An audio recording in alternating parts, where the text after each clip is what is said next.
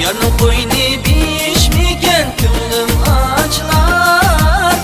Allah'ım ey, Allah'ım ey, dost Allah'ım ey. Ben kandakçıda yarın derdige, yar duran dikin kulgan vetside.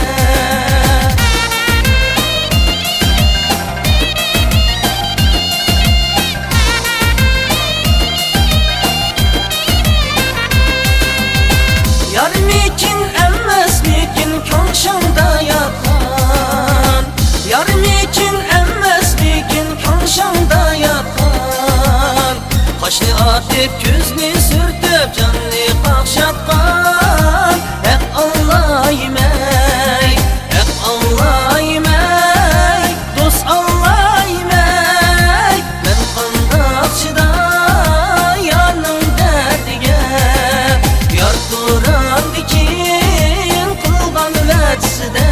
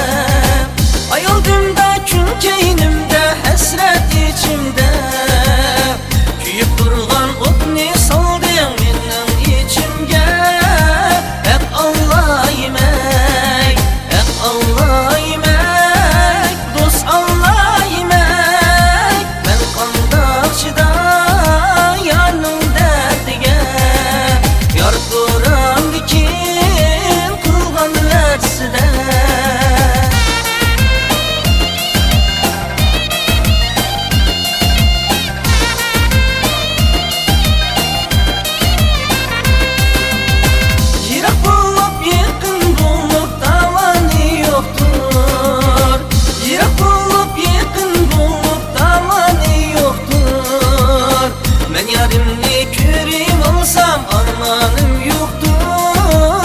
Hep Allah'ım ey, hep Allah'ım ey, dost Allah'ım ey. Ben kandakçıda yanım derdige, yar duran dikin kulgan vetside. Yar duran dikin kulgan vetside.